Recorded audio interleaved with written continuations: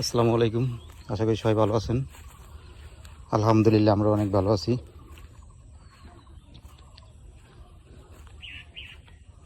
তো খোলার অবস্থা দেখেন, সব খোলা কিন্তু খালি পেরে দিয়েছে। যারা যারা সয়াবিন ডাল লেগেছে সয়াবিন ডালগুলো শুধু আছে, আর বাকি সব জায়গা খালি পড়ে রয়েছে। এই খালি পড়ে যাওয়ার কারণ হয়েছে আমাদের এলাকা হয়েছে চরাঞ্চল। এই চরাঞ্চল এলাকায় শুধু একটা সিজনেই ফসল হয়, আর বাকি এই যে বর্ষার মৌসুমে ফসল হয় না। আবার পৌষ মাসের ধান লাগান লাগবে। এই পৌষ মাসের ধান, ওই ধানটা লাগায়, ওই ধানের মধ্যেই কলাই টলাই যা লাগানোর এগুলো লাগায়। মানে একটা মৌসুমেই চাষবাস করা যায়, পরে আর করা যায় না, কারণ পানি উঠিয়ে তলাই থাকে যেহেতু চরাঞ্চল। আর চরাঞ্চল যদি না হইতো তাহলে তো একটা ফসল উঠতো আবার আরেকটা করতো, আর আরেকটা উঠতো আরেকটা করতো, এরকমের। কিন্তু এটাই আমাদের এলাকায় হয় না, যার জন্যই আমাদের এদিকে হলে যে এই বর্ষার সময়, মানে বর্ষার সময় তরকারির টান পড়ে, কারণ চাষবাস করতে পারে না, তো তরকারি কোথাও লাগাইতে পারে না, যার জন্য এই বর্ষা এলে আমরা তরকারি পাই না। আর এরকমও যদি থাকতে, যে দেখেন এই জায়গা কিন্তু উঁচু করে রয়েছে, এই যে মাটি কেটে বাড়ি করার জন্য এই যে উঁচু করছে, এই জায়গাগুলো যদি এরকম থাকতো তাহলে কিন্তু সব লাগাই পড়াই খাওয়া যেত। এই যে দেখেন এই বাড়িটা এরা কিন্তু অনেক কিছু লাগাইছে এই ভিতরে, মানে বর্ষায় কিনে খাওয়া লাগবে না, এরকমের অবস্থা সব আছে। কারণ আমিও চিন্তা করছি, আমরা জায়গা রাখছি এই যে, আমি চাইতেছি মানে জায়গাটা চিকন হয়ে গেছে, পাশে জায়গা তো বেচবে না, আর বেচলেও তো রাখতে পারবো না। এখন চিন্তা করছি যেটু রাখছি ওই মাটি কেটে উঁচু করে তারপর ফসল টসল লাগাবো নি। মানে গ্রামে বসে তো কিছুই কিনে খাওয়া যায় না, পাওয়া যায় না, টাকা থাকলেও কিনে খাওয়া যায় না, ওই সবজি পাই না। যেমন আজকেও আব্বাই আমার এখানে দুইটা বাজার আছে, দুইটা বাজার ঘুরিয়েছে, সবজি নেই। এখন কি রান্না করে আজকে কই দেবে এই না মায়। এখন এই চিন্তা ভাবনা করতেছি, আপনারা একটু জানাইয়েন কীরকমের আসলে আমার চিন্তা ভাবনা, ভালো না খারাপ। এই যে জায়গা, এই যে ফিল্ডে দেখা যায়, এই হইল জায়গা আমাদের। তো এখন ওই জায়গায় আমি চাইতেছি এরকমের উঁচু করবো, উঁচু করিয়ে সবজির চাষবাস করবো। মানে এই করলে কীরকমের হয় আমরা একটু জানাইয়েন, তাহলে এই ধান পান লাগানোর আশা থাকবো না, একেবারে কাঁচা কেটে উঁচু করিয়ে সবজি টবজি চাষ করবো এই জায়গায়। দেখেন সব খোলা, একেবারে খালি। যাই বাড়ির দিকে যাই।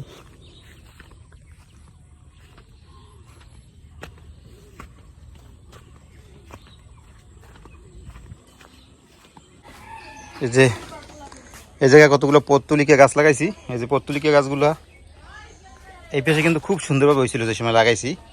এখন আবার এই যে দেখেন হয় না। এই না হওয়ার কারণ হয়েছে এই যে উপরে যে পেঁপে গাছ হয়েছে, পেঁপে গাছের ছাওয়া পড়ছে নিচে, যার জন্য এখন এগুলো হয় না। এই পেশ দিয়ে এই পেশে লাগাই দিছি, এই পেশাগুলো কিন্তু খুব সুন্দর হয়েছে। যে দেখেন এই যে মানে ছাওয়ায় কোনো জিনিস হইবে না, এলে বড় একটা সমস্যা। এই যে এই পেশে লাগাইছি, এই পেশে কিন্তু এখন খুব সুন্দর করে হয়েছে। ছাওয়া কোথাও পড়লে, ছাওয়ায় আসলে কোনো গাছই হইতেছে না, এটা বড় সমস্যা। তো বাড়ির ভিতরে তো শুধু ছাওয়া আর ছাওয়া, চারিপাশে এই যে গাছ অনেকগুলো কাটছে, কিন্তু তারপর অনেকগুলো আছে, এই জন্য কিছু হয় না। এই জন্য চাইতেছে যে মানে মেলা খোলা জায়গায় যদি কিছু করা যায় তাহলে সব সবজি টবজি লাগাই খাওয়া যাবে। এই জন্য দেখি খোলাই ওই জায়গায় পোতার মতো উঁচু করিয়ে কিছু করা যায়নি। ওই জায়গাটা হচ্ছে চিকন, সমস্যা হচ্ছে এই জায়গা দিয়ে, এই যে আমাদের ঘরটা যতটুকু চওড়া আর কি, এই থেকে এই পর্যন্ত এই এতটুকু, তো এই জন্য আবার কিছু করতেছি না। এটা পোতার মতো সিস্টেম হলে দেখা গেছে ঘর উঠুন যেত। এদিকে মা আবার রান্না করার জন্য আসিয়ে পড়ছে, দেখি আজকে কি রান্না করে। কি রান্না গো? বাইলে মাছ আর ডাল। বাইলি মাছের ডাল। এই যে দেখছেন কই নিয়ে যে তরকারি নাই এই গ্রামে, এই অবস্থায় এই বর্ষাকাল আসলে। শাক পাতা তরু লতা প্রাকৃতিকভাবে যাওয়া রয়েছে, কোলা ইয়ে টোয়াইটাই খাওয়া লাগবে, এছাড়া কোনো উপায় নেই। আর যদি বরিশাল যাওয়া হয় মাঝে মাঝে, বরিশাল দিয়ে লইয়েন লাগবে তরকারি। এতদিন ভালোই আছিলাম, এখন লবণ পড়ছি দিলাম। সমস্যায়। হলুদ দিলাম আর মাখিয়ে নিই। জাগার অনেক কাঁচা কাটছে, এইতে সবজি সবজি লাগাই দিই মা উঁচু করি। হ্যাঁ, এই ভালো হয় না ধানের আসে না থেকে এক বছর।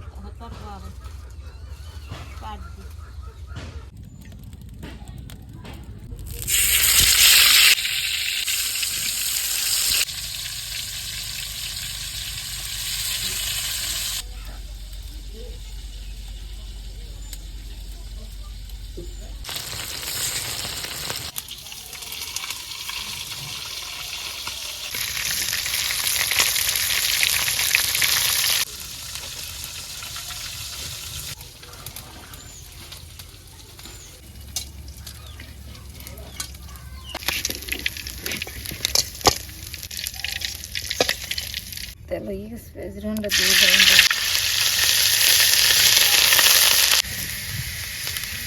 এখানে লবণ দিই হালকা,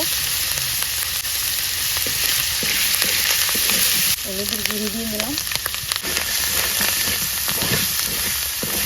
মরিচের গুঁড়ি দিলাম,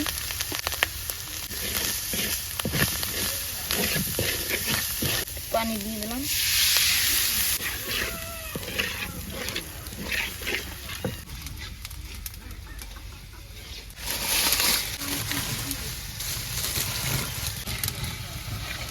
মশলাটা কষাই নিয়েছে আর আমি দিয়ে দিলাম।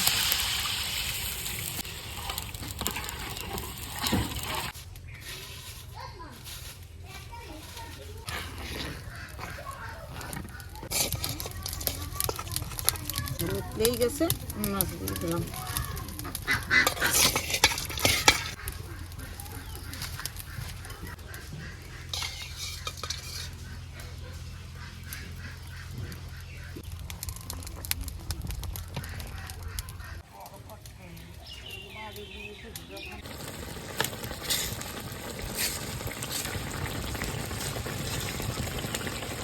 মাছ হয়ে গেছে, আমি এটা নিয়ে ঘরে থুয়ে আর ডাল আস্তে আস্তে হইতে থাক। যে মার রান্না হয়ে গেছে, এখন খালি ডাল বাকি আছে। তো ডাল দেওয়ার জন্য মা কইতেছে কটা শাক আনিয়ে যেতে, পাট শাক। আমি এবার যাইতেছি কোলায়, যাই কটা পাট শাক আনিয়ে দিই মারে।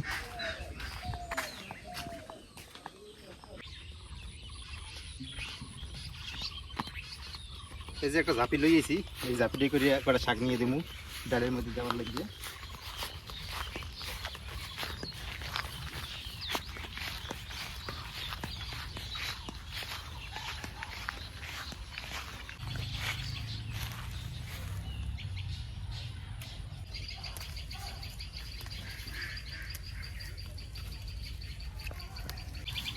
গত বছর এই জায়গায় আমরাই লাগাইছিলাম পাট শাক, কিন্তু এই বছর আর লাগাই নেই, কোলায় নামতে ঝামেলা এলে গিয়ে।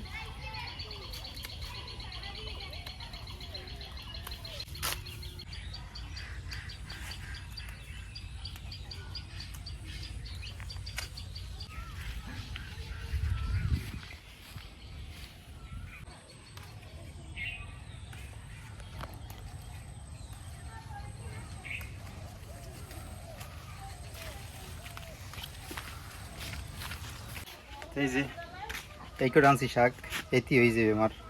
তোমার রান্না বান্না হয়ে গেছে, শুধু ডাল রয়েছে। ডাল রান্নাটা ঘরে লই গেছে, কারণ এই পাশে ওই ভাত হয়ে গেছে, মাছ হয়ে গেছে। তো দুইটা চুলো, তো একটা চুলো আবার তাহলে ফাঁকা থাকে, সেজন্য ঘরে নিয়ে দিয়েছে। ঘরে আবার একটা কি আছে, তো পাটের শাকের ডাল রান্না করবে, ডালের মধ্যে পাট শাক দিলে রান্না বান্না শেষ।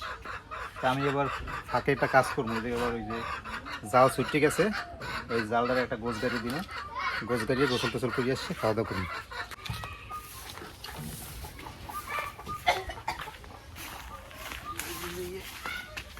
এই গোছটা ছুটে গেছে, এই যে একটু গাড়িয়ে দিই।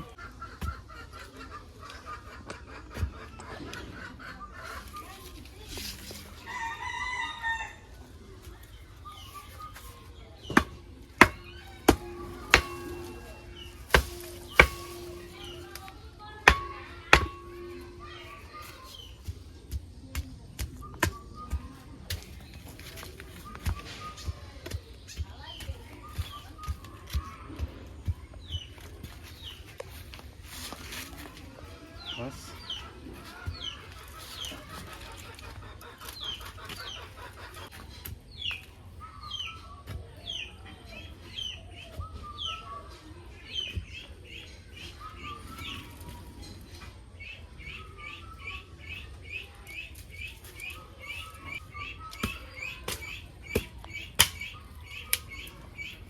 কিছু বাইনি।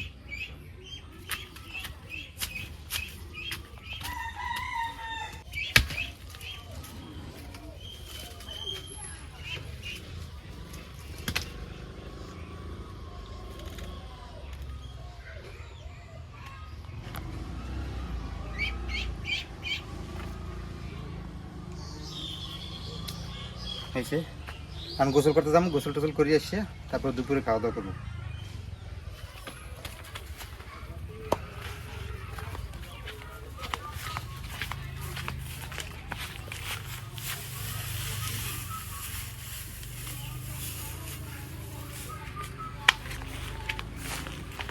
তো এই বর্ষার দিন আসলে আমাদের গ্রামে একটাই সমস্যা, এটি হচ্ছে তরকারি সমস্যা।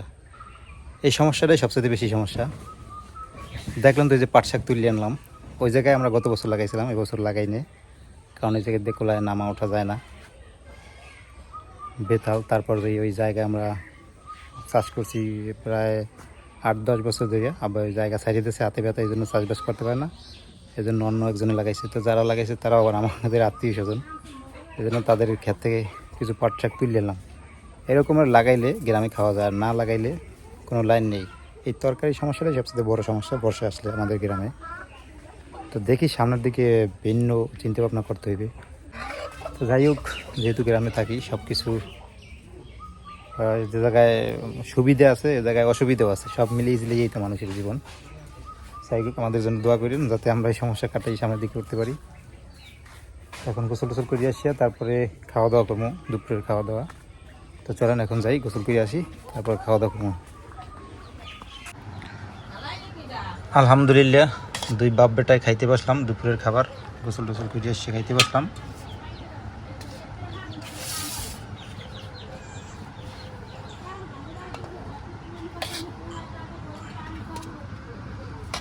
ও বাইলে মাছ লো, আজকে রান্না হয়েছে কি দেখলাম তো, এই যে বাইলে মাছ, আর আমি পাট শাক এনে দিছি মারে, এই পাট শাক দিছে এই যে ডাইলের ভিতরে,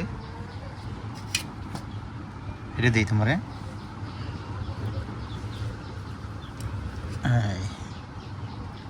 না হুজুর মানুষ, বড়টা দিলাম, আর ঝোল দিয়ে দেবো এক পাশে দিই, মাখিলি ঝোল দিয়ে।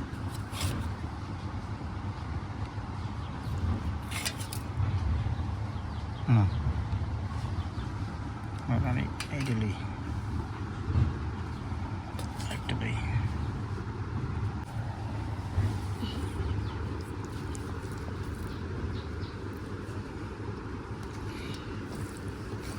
বাইলে মাছ খুব একটা মজার একটা মাছ, আবার সবচাইতে খারাপ মাছ। খারাপ কীরকমের, সব মাছ মনে করেন কি মরে গেলে খাওয়া যায়, কিন্তু বাইলে মাছ মরে গেলে মানে বেশি দিন থাকলে খাওয়া যায় না, মানে এক দুপুর থাকলেও খাওয়া যায় না, পচে যায়। সব মাছের সাথে সবচেয়ে বেশি তাড়াতাড়ি এই মাছটা পচে যায়, বেশিক্ষণ থাকে না।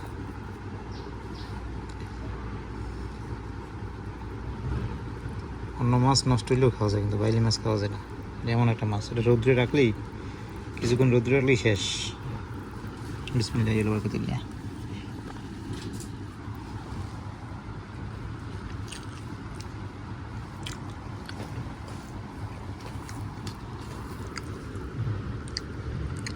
বাইলি মাছ তো, বাইলি মাছটা অনেক স্বাদ হয়, খুব সুন্দর একটা মাছ এই বাইলি মাছ।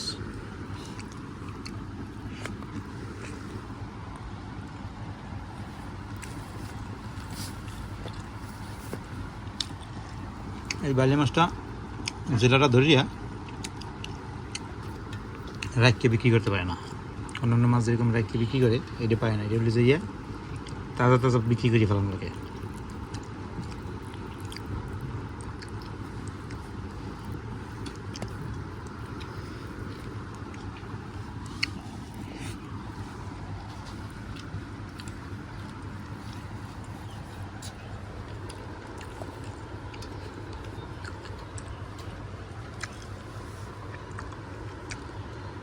আজকে এই পর্যন্তই, সবাই ভালো থাকেন, সুস্থ থাকেন, আর আমাদের সাথে থাকেন। আল্লাহ হাফেজ।